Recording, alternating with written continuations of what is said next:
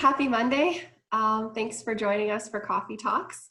And we're really excited this morning. We have Heather Wilson here to speak about the art of saying no and setting strong boundaries during COVID-19. We've had the pleasure of working with Heather before in the past and just got so much out of her sessions. And so I know that you'll also find that great value in hearing her speak and learning more about this side of things. The art of saying no is not something that I do easily. So Heather thankfully has dragged me to the finish line on that one a couple of times. As always with Coffee Talks, we will start out with the Indigenous land acknowledgement. And so I will go ahead. Georgian College acknowledges that all campuses are situated on the traditional land of the Anishinaabe people. The Anishinaabe include the Odawa, Ojibwe, and Potawatomi nations, collectively known as the Three Fires Confederacy. Georgian College is dedicated to honoring Indigenous history and culture and committed to moving forward in the spirit of reconciliation and respect with all First Nation, Métis, and Inuit people. Thank you. Hopefully everybody has a warm drink in their hand of some sort and that you had a lovely weekend. And I know this week's shaping up to be beautiful. So we're looking forward to welcoming you back next Monday. And I'll just put in a quick plug here. We have Brandon Houston and Jen Walker joining us, and they're going to be talking about building your business through community. Incredible entrepreneurs based out of the South Georgian Bay area, and so we're really excited to have them as well. Just thought I would highlight a few events that I noticed going on in the area and just give a shout out to our partners. I wanted to quickly just highlight that Hometown Brawn has a new podcast up around defining your why, a really great listen. So if you're kind of working away this afternoon and you want to put on something great, you can listen to Sven Hansen and hear more about that. I don't know if anyone on this call was on the entrepreneur walk on the weekend, but it was great.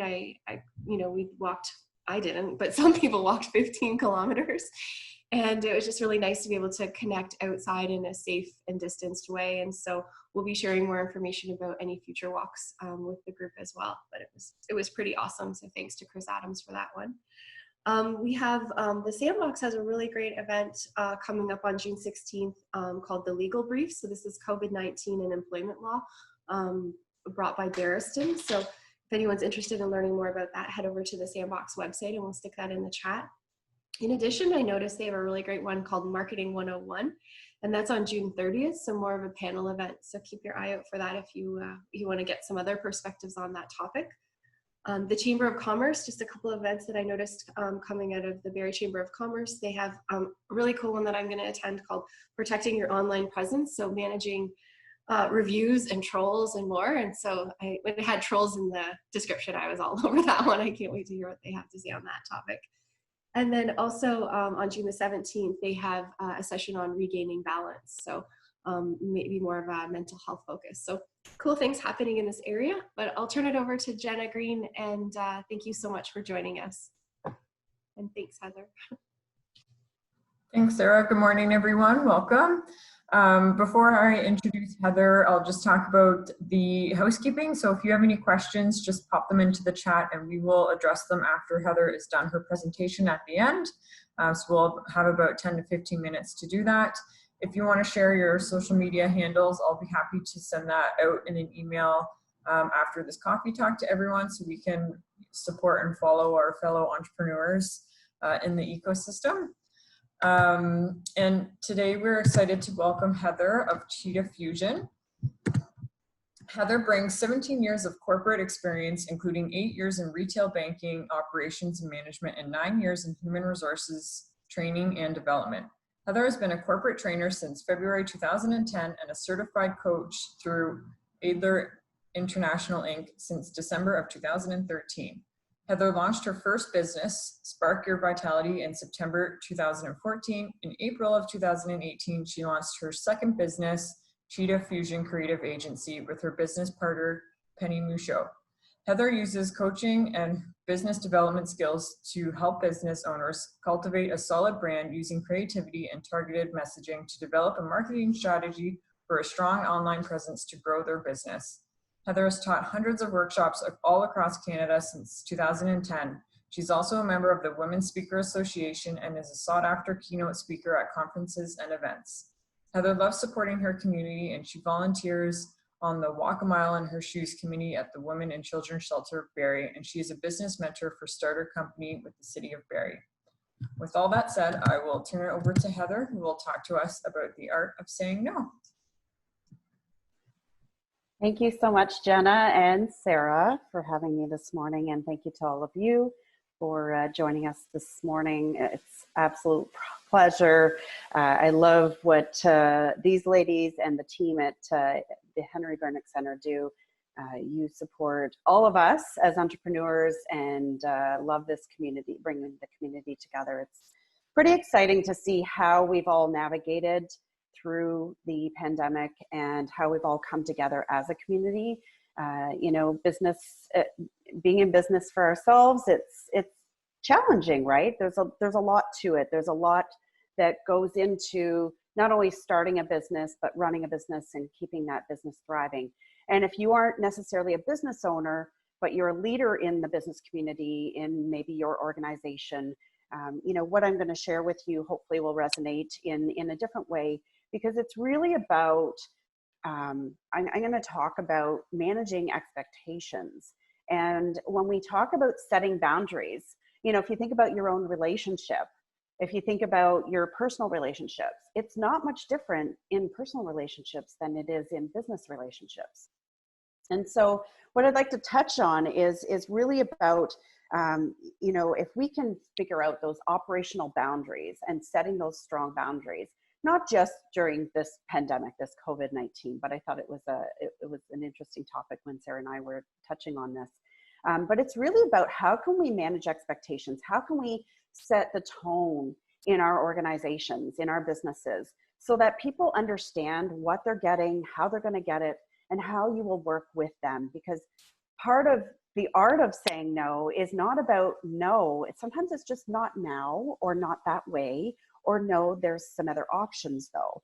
So that's what we're going to be touching on. And I'm going to sort of, as Sarah knows, sort of shrink down a full day workshop to something of about 40 minutes or so, half an hour. I'm not sure how much time exactly, but I'll give you as much as I can today. And thanks again to both of you for inviting me to speak on this topic. It's a passion of mine.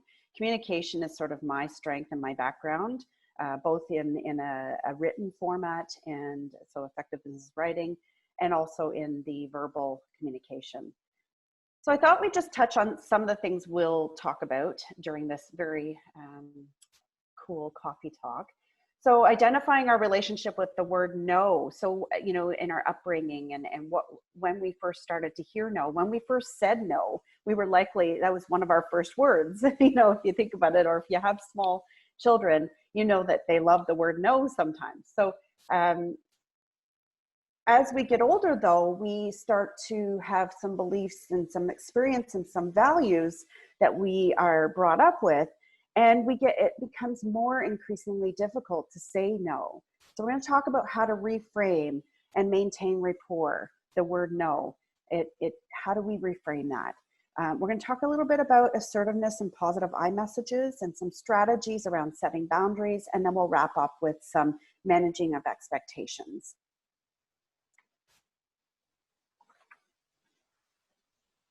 So if we think about our relationship with no, think of how often we hear the word no. And if we really start to look at that, it's very interesting, because when we hear the word no, it feels, when we hear it verbally, it's very abrupt, right? It feels very, you know, if I would to put my hand up and say no, it's very closed. It's very closed off. So it's very interesting. If you think about, like I said, when you were growing up, what are your experiences with the word no? No, don't touch that. No, that's hot, right? as we grow older, no, I can't do that. That's against our policy, right? I can't do that because I don't have signing authority, or, right? So if you think about in your career, or when you've had some restrictions in your position or your role at work, and oftentimes we attach a value around that. So it, it actually ups our value of saying the word yes. So when I actually say yes, it's more empowered, and there's a lot of value around that. So a lot of people start to believe that when they say no, no means no, or no is, for some, a bad word, right? If I say no, like Sarah was alluding to, I really am challenged at saying no. And because some of us have the belief, some people say no very easily. Some of us have the belief that if I say no, people are going to be disappointed. They're going to not trust me or believe in me as much if I can't do something. So it's very, very interesting to explore your own relationship with the word no. So I encourage everyone, when I'm working one-on-one with people, or if I'm working in a team dynamic, that if you're in a position where you need to say no, or we're not able to do that, and Sarah might chuckle at this one, not saying but, because that negates everything. So yes, there is a policy in place that doesn't allow me to do that. And I'm willing to see what other options we can explore. So I'm going to talk about that a little bit more. But our relationship with the word no goes very, very deep. It has to do with our core values. If you think about the iceberg, right? The iceberg analogy, what people see. So if you are a yes person, there's something very deep down, a belief, an experience. Maybe when you were told no, no, no growing up, it really had a huge impact on you. And you thought, well, when I get older, I'm never going to say no. I'm going to say yes to everybody. But the ripple effect and the impact of that can hold a lot of power as well. So if people get to know that you're the yes person, you're the person that always says, absolutely, I can do that. You might burn we see people who are yes people burn out. They get stretched beyond their comfort. They tend to start doing things outside of maybe policy, or they're stretching policy. And this isn't always the case. I'm just saying these are some of the impacts, or the results of, if you're always saying yes, what's the impact? Also, if you're in a position, whether you're a business owner or you're in a position where you are taking care of your customers, and you take a holiday and someone else steps in, and all of a sudden they're not a yes person, they're not someone who goes out, goes the extra mile, that can have an impact on your customer or your client base as well. So I'm going a bit more specific. So if we pull back and be more general about this, and in relationship to saying no, sometimes we have to say no. It's just how we do it. So let's dive into that a little bit more. So our challenge and our difficulty around saying no is, as I mentioned, we are by nature, most of us are wanting to please others. We want to say yes because, one, it makes us feel good, but it also makes the other person feel good. When people hear the word yes, or absolutely, I can do that for you, or yes, just send me whatever it is that you need, send me an email, or call me back with everything that you're looking for, and we'll get that done for you. That carries a lot of weight for the person on the other end. It also, though, gives them the message that, oh, well, she can do anything, and you either get the Superwoman or Superman label, or it also, when that whole saying around, when you give an inch, they take a mile, that can happen too. So the key here is that, yes, sometimes we can say yes, or we can say no, but then we can offer options. And I think people like to hear that, right? So that we're not feeling like we're disappointing others, or the big concern number 3 here, that, are they going to go to my competition if I can't fulfill their needs?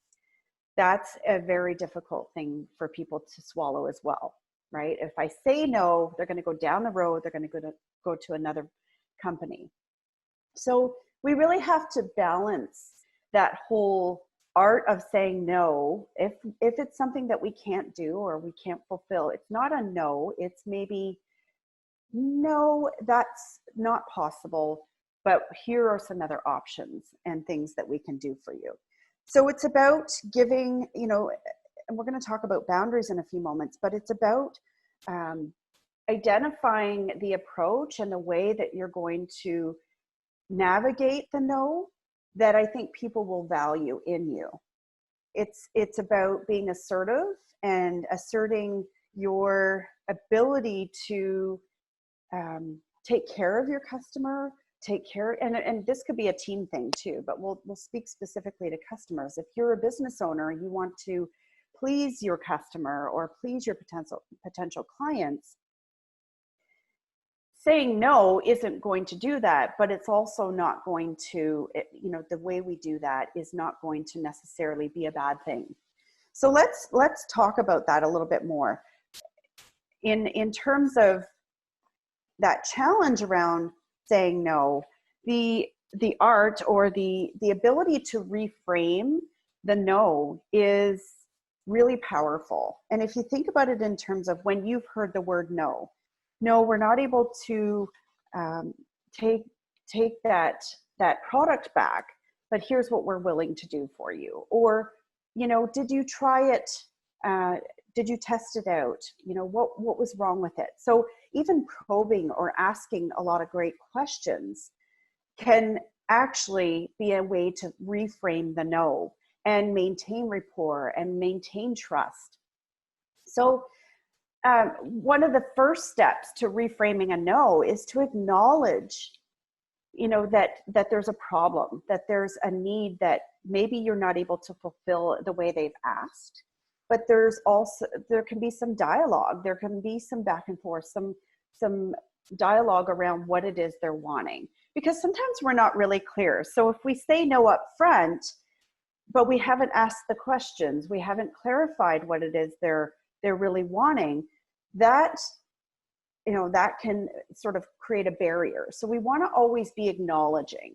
So rather than saying no up front, we may want to acknowledge their needs. So if a customer comes to you and says, I think about, we get the question all the time, do you in terms of updating my website, do you do SEO? Well, what does that really mean? Do they have a clear understanding of what they're wanting? Have they just heard from somebody that their SEO needs to be enhanced or improved, right? So if you think in terms of what your client's really asking, they may not know or understand, what they're asking. They have come to you with a problem. So our job is really to identify the real root of the problem. But the first thing we need to do is acknowledge their need, right? Before we go to number 3 and find that solution, we have to acknowledge their need. Wow, it sounds like there's, you're having some challenges. Tell me about, the reason why you believe your SEO isn't where it needs to be. I'm just using that example, but take it as it resonates for your business. So this is the art of saying no without saying no up front. We're acknowledging the need. So let's balance that no with, okay, so there's a problem. So we can acknowledge the problem. So there's a problem with your SEO. So tell me a bit about what's happening, what's going on. And it's very interesting because then they'll get into, it opens up the door, right? So it's when you say tell me, when you say explain to me what you mean by that, all of a sudden you've opened the door. You're not saying no, but you're acknowledging. They get to tell their story. They get to tell their problem in their own words, in their own way. Well, this is what's been happening. We feel like people aren't staying on our website, or if they do find us, they're not getting to us in the right way, right? So now you're starting to get really quality, good information. You can empathize with them, right? So number 2, it's about saying, oh, wow, yeah, that must be challenging. Running a business or running a company, it has its challenges. Yeah, tell me about, what you're hearing from your customers that or understand that they're not getting to the right place or getting what they need. So all of a sudden, do you hear the words, tell me, explain to me, share with me? All of a sudden, as you're probing and asking those great questions, what also is happening? You're building rapport. So that if in the end, you're not able to do exactly what they asked initially or do it in the way that they initially wanted, you may have somewhat of a solution or maybe a referral to somebody that can help them. But they're going to remember that, right? They're going to remember the rapport, the probing that you've done, the acknowledgement of their problem, the empathizing, right? That you've done. You've worked with them. You've talked with them to identify the true root of their problem. And that goes a long way in building and maintaining rapport over the course of your business relationship with that person. And it's very interesting when you're having these conversations with a potential client or someone that is looking for your services. It's really important to remember, if you were, put yourself in their shoes. And I think that's probably the biggest thing that I can share, is that empathy for the problem that they're experiencing will land and resonate and have long lasting effects well after whatever the outcome is here, well after that, because they're going to remember that you were able to, spend some time on the phone with them, especially right now, we're mostly over the phone and online. But even down the road, they're going to remember you. You're going to be more memorable because you've acknowledged and empathized with them. And as you explore, acknowledge, empathize, and explore their problem, I go back to the sort of the funnel, right? Like if you're trying to identify what the solution is, if we go right to the solution, so if that person had come to me, and again, think about your own business and what your example would be, but in our example, it might be another example. I'm not really great on social media. Do you guys do that? Another question we get. It's about saying, oh, tell me about that, right? Not going to, yes, we do, let's set up a meeting and talk about, right? If we go right to that number 3, there might be a gap in their need, if we don't acknowledge their need, first off, oh, interesting. So you're on social media. So it sounds like you're doing some work on social media, right? Or it sounds like you're already doing something. Tell me about what it is that you're looking for. That immediately, instead of saying no, or instead of saying, yes, we do that. So immediately going to a no or a yes, a firm response, we want to explore and build that rapport. So I think that's what I wanted to share here the most, is that we want to always be identifying what the actual problems are, what the challenges are, so that we can actually come to a solution that actually meets their needs. And so this is, again, the art of saying no is not in necessarily saying yes or no right up front. And, think about if we were to say no up front, that now we haven't done the work to explore and expand that relationship. And I think that's probably, and for most of you on this call, I think that's for most of you, the goal is that we want to be building a relationship. We want to be building rapport. So, whether it's a no up front or a yes, we want to always be looking for ways to really be expanding that conversation before we even go to the solution. So I just wanted to share that with you, because I think the bigger part of this, reframing the no, is about the building of rapport, the exploring of the problem, and the probing. So that's how we want to be reframing the no. It's about exploring, probing, and building those stronger relationships.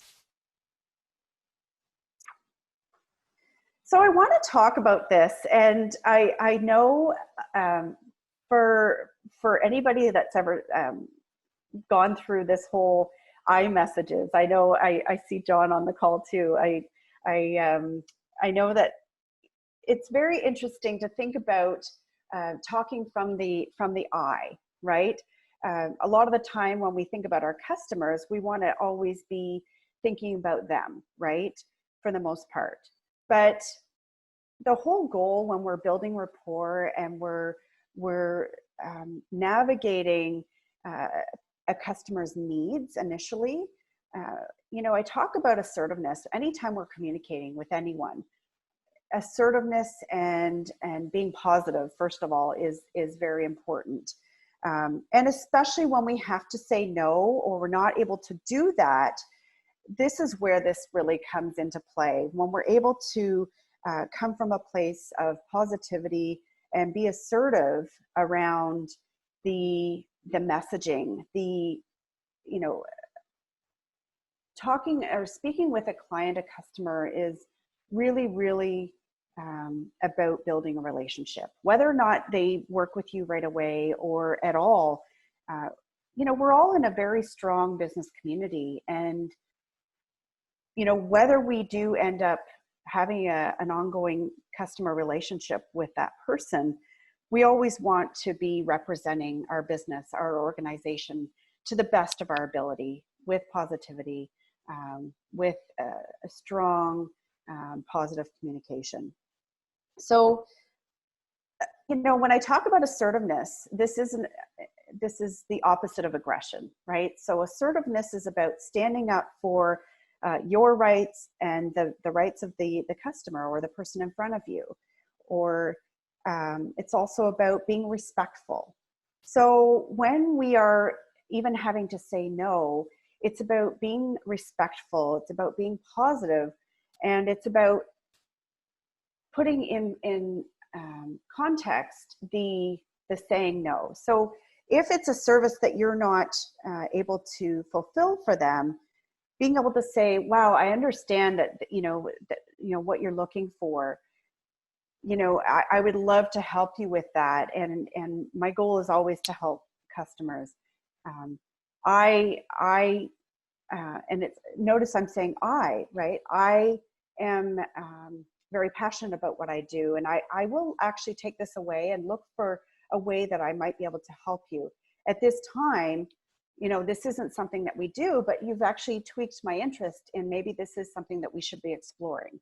When we think about our services, we're always about adapting, especially as business owners. If you're on the call and you are always trying to expand and grow your business or look for different ways to serve your customers, it's great to acknowledge, a service that somebody's asking about, and, using a positive iMessage and saying, wow, I really would love to help you. I think it would be great to be able to serve you this way. That can really resonate for them, because now you've connected with this person on a completely different level. And I think that goes a long way to that whole quote that we've got here. People will always forget what you said specifically, but they won't forget how you made them feel, right? That's the essence here. So I think anytime we can be assertive and positive in our response, even if it is that isn't something that we do. However, you've piqued my interest, and I'd love to learn more about your business and if there is a way that we can work together. Because we've all had to say that. I find that there are certain services that we don't cover in our business.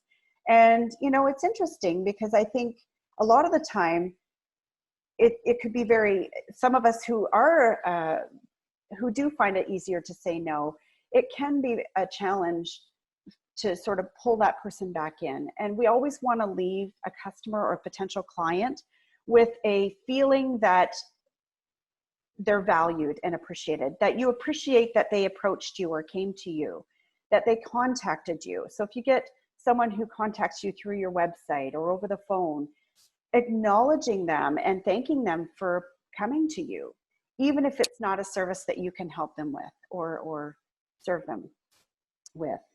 So that's what I would say in terms of, being assertive and being positive, even when we have to say no. It's really important that we acknowledge, explain, what it is that we can do and how we can help them. And if there is an opportunity to give options or look at ways to work with that customer. We had a client not long ago that came to us, and actually I'll show that example because it was a probing that actually turned things around completely. They came to us about a question around SEO, and they were doing Google ads and they were doing all kinds of marketing and advertising and spending thousands of dollars a month. And what it turned out to be was that they actually wanted to approach a whole different target market. And the only reason that we discovered that, instead of me saying, well, no, this isn't sort of our focus, it turned out that they were actually working with a marketing company. They weren't looking for the marketing side at all. It was actually something more geared towards what we do. We do marketing, but we do have sort of things that we focus on and things that we don't.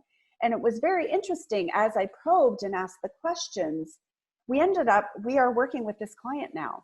And we ended up doing a completely different thing with her. It wasn't the SEO thing that she was looking for. It was actually something completely different. And it was a totally different audience that she was looking to reach out to. And so now we have done something with her that is going to be where she's approaching a company one-on-one, where she used to target individuals.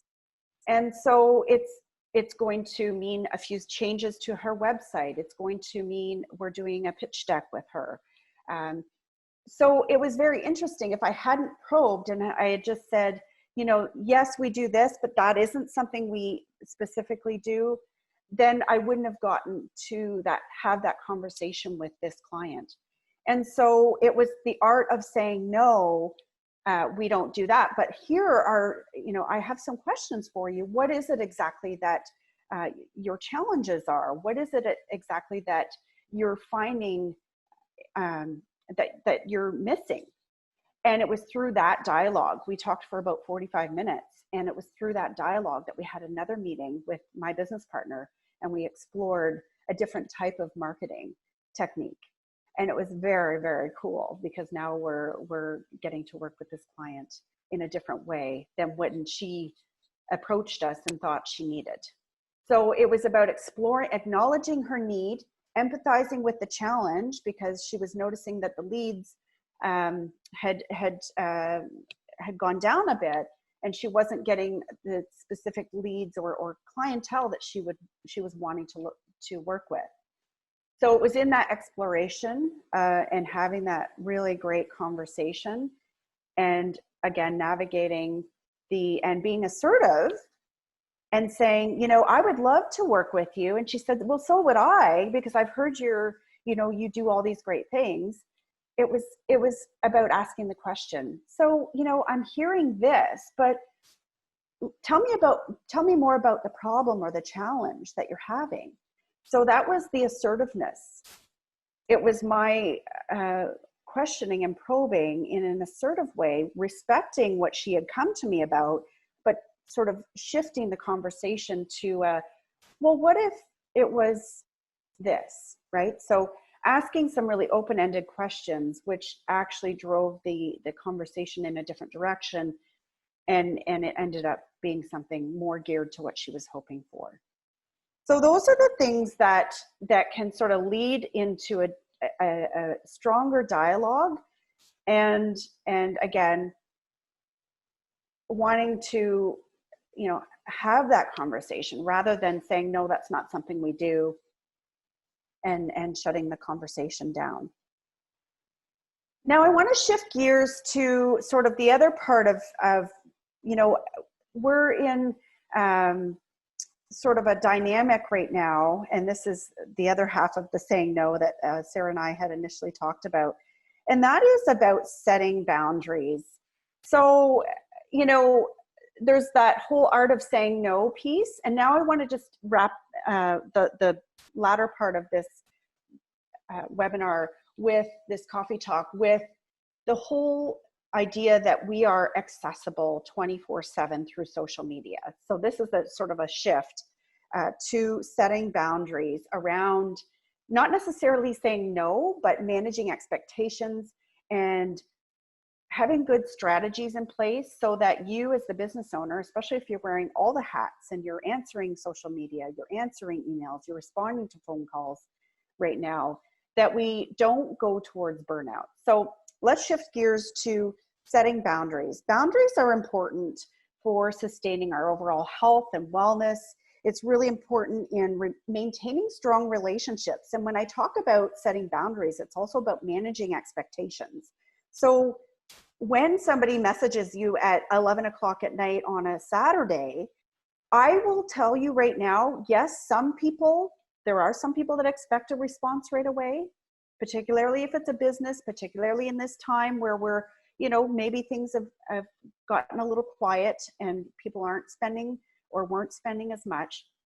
But what I would encourage you to do is have an autoresponder or something that says, thank you for your message, especially if it's Facebook message, or if you're getting an email, that you have something called service level agreements in place so that we can manage the expectations, we can set strong boundaries. Again, this is about navigating communication with our potential clients or our ongoing clients so that we aren't saying, no, we're not open. We're acknowledging their message, their email, their phone call with a thank you for calling, thank you for contacting us. We will get back to you during regular business hours, Monday to Friday, depending on your business, and have a really strong response for them. So that Monday morning, hopefully you're able to get that message or get that email or that phone call and message them back, give them a response, and take care of their needs, acknowledge their needs. But the whole acknowledging and being responsive is really key, especially in this day and age when we're on social media, whether it's Instagram, Facebook, LinkedIn, email, phone calls, through your website on a contact form. We want to be setting strong boundaries. So one of the strategies from a logistics is to have those great autoresponders, to have an out of office message if they're responding through email. Or to have your set hours really clearly indicated on Google, when they Google you, when they go to your Facebook page, that your hours of business are very set in stone so that they know you're open 9 to 5, Monday through Friday. Because what I'm finding and what I'm hearing from our clients is, what do I do when someone messages me? Well, I'm at home 24/7 right now during a pandemic. How do I navigate, or how do I set good boundaries so that I don't burn out and I'm not, responding at 11 o'clock at night because I think I should be, because they're messaging me. So I would encourage you, and this is again about setting boundaries, managing expectations, because when we're back in full swing and we're back in our bricks and mortar, and we're not working from home and home 24/7, we have to set the tone in our business, in our organization, so that they know that you're going to be consistent. You're going to respond to them during regular business hours. Unless your business is an emergency response team, right? If it's a heating and cooling and somebody's air conditioner is broken and it's 40 degrees and you have an emergency setup in place, that's different. So I'm talking about just our regular businesses that are open 9 to 5. We want to be setting boundaries, strong boundaries, managing those expectations, and asserting your needs to keep our health and wellness in place, right? So that we're not getting burnt out, we're not working and burning the candle at both ends. If you choose to work long hours to complete a project, that's different. But in terms of responding to our clients, the thing is, once we start responding at 11 o'clock at night, we've now opened the door to a whole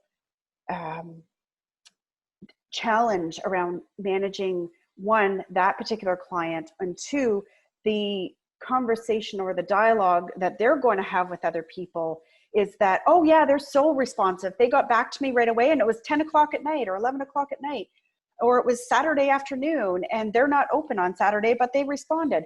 The challenge becomes, now you've set a precedent, now you've set the tone for your business. And I want to encourage you, as much as I love responding to, I tend to be more of that yes person. But if you are running a business and you want to sustain, and you actually have a team, we have a team, a small team that works remotely as well in our business at Cheetah Fusion.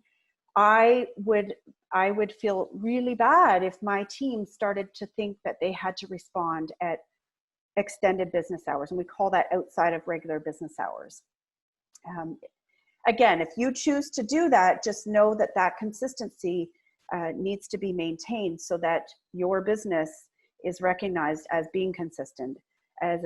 So I would encourage you to establish those really strong boundaries and expectations up front so that your business gets known for doing that. That, I didn't get a response all weekend, but I know Monday morning at 11:30, I got an email back saying, thank you for your inquiry. We will definitely review your inquiry and we'll get back to you in the next day or so.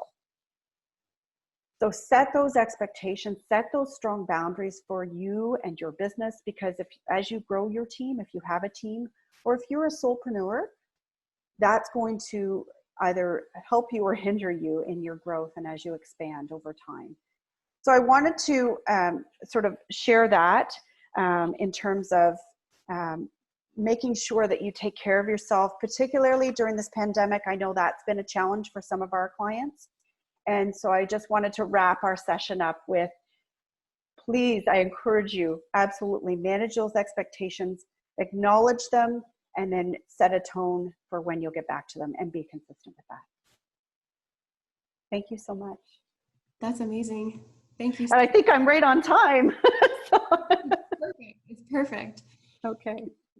Thank you so much for that. And, I have worked with you on this, so it is such a good reminder for me as well. It is a tough time, I think, and establishing those boundaries is going to, I think, help us in the long run and make sure that we're not overstretched and burnt out, which is, I think, something that a lot of us have been feeling lately. Yes, it can be very challenging for sure. I wanted to make sure we could open it up in the chat for any questions that come from the line. If anyone has any specific questions that we can share. I have a question, Heather, if that's okay. Yes, absolutely. Yeah, so thank you for that. I totally relate to setting the boundaries. I came from the hospitality industry where you're taught to say yes to everything. And I had a mentor tell me very early, just if your day ends at 5 or 9, that's your end date, or else you'll just continue to work 24/7. So it was kind of two lessons to be learned there, but so it's good to just hear that again. So yeah, thank you. Going from a business perspective, an entrepreneur perspective, what happens when you say your customer or client really takes it the wrong way? Like it's, say I've offered, I can't do that, but maybe this business could help you out, but say you just get a really negative response to you saying no that one time. How would you handle a situation like that? That's a great question, Jenna. And I think we've all come up against challenging situations. I think the best way to respond or work with that is to acknowledge, I don't know if the negative response is through email or over the phone, or when we can be in person again. If they're in person, I've had numerous things over my years in the corporate world and also in business, where things don't go so well. And I think probably the best way to acknowledge that, and again, we didn't get into it today, but is to say, wow, I can understand how frustrated you must feel, or empathetic language can always go a long way. Wow, I can see that this has really upset you, and I am sorry, and how can I help, or how can I say this in a different way to help you understand? I think anytime somebody says, wow, I can understand how you're feeling, there's almost an immediate, because our human nature is to get a bit defensive, right? Wow, I'm sorry that And if we immediately go to the I'm sorry that you feel that way, what's going to happen? Defense, the backs up. You can actually see it if you're in person. If you're on the phone, they may get very quiet, or depending on the fight, flight, or freeze. So we're getting into the emotional intelligence side of things. But if they respond with a fight, your best bet is to get quiet.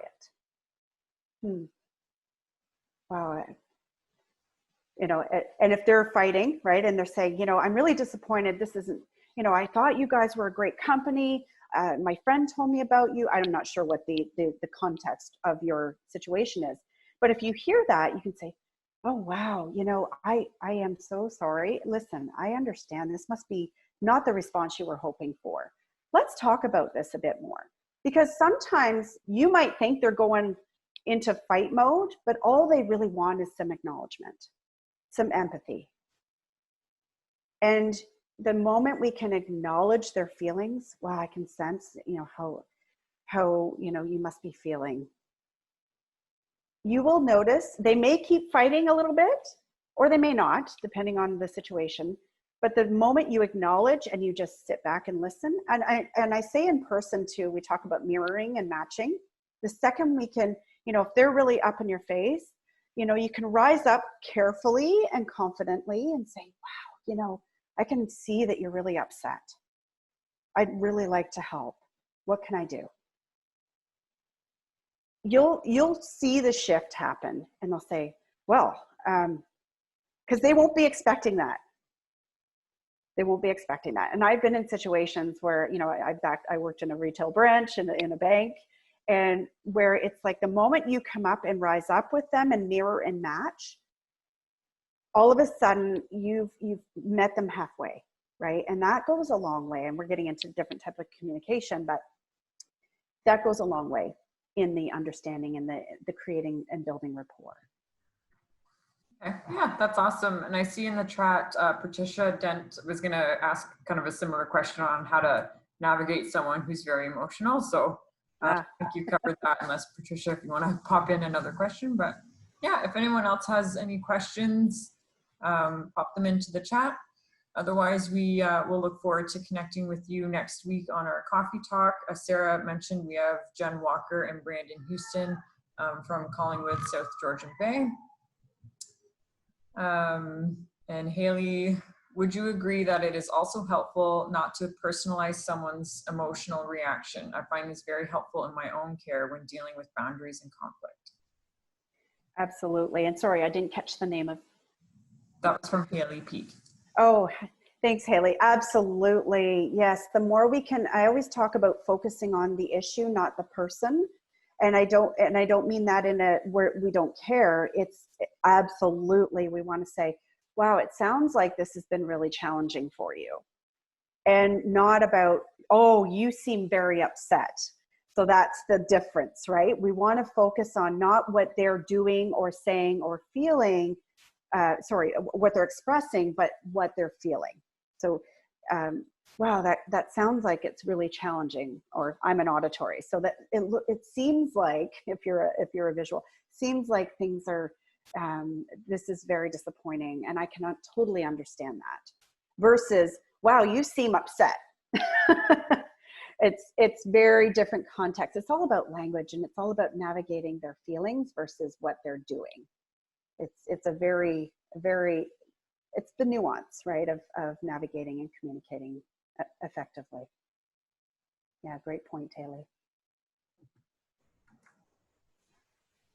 Awesome. Well, thank you, Heather. If no one else has any questions, we will go about our beautiful Monday morning. But thank you, Heather, for your time. We really appreciate it. That was a great session, and it was just nice to hear through everything that's been going on, that, you know, we can still say no and have those boundaries and our values. So yeah, thank you for your time. We hope to see everyone next Monday, same time, 10 a.m.